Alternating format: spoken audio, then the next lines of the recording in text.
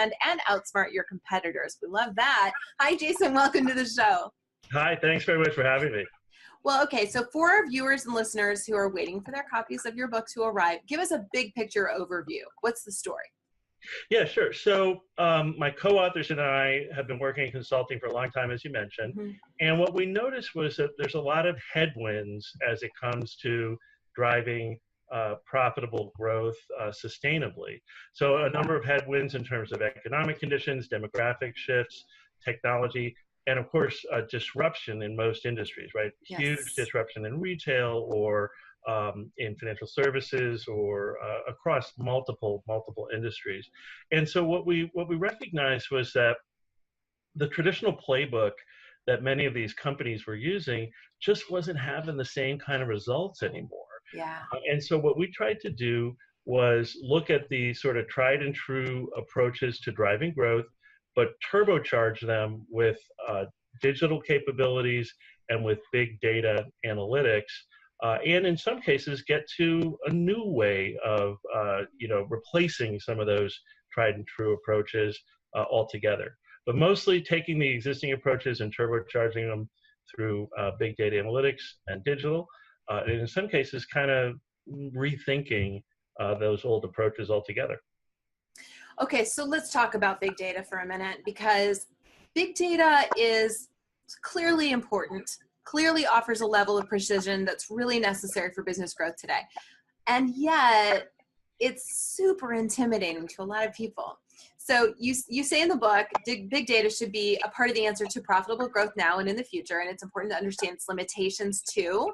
So could you talk a little bit about how do we not become so intimidated by big data, and what are the limitations of it?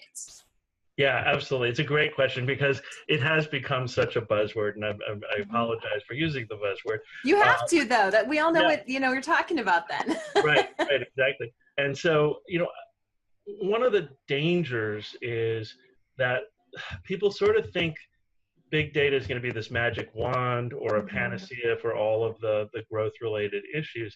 It does not replace your critical thinking and your problem solving. So what we found to be incredibly useful is to think through the frameworks and approaches, and this is what we try to give people. We try to give people the whole gamut from, paper and pencil thought exercises all the way to big data analytics.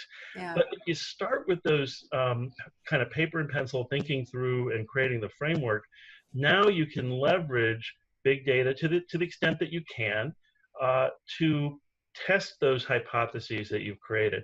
What we have seen is the opposite, where people plow through mountains and mountains of big data, and they get to some kind of correlation that is completely spurious.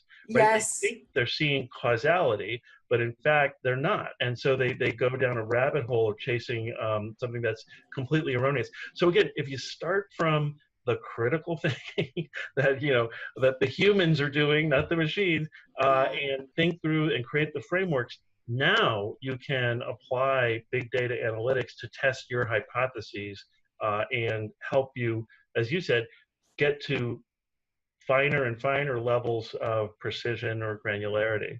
Yeah. Well, I have to say, anyone who understands spuriousness is okay in my book.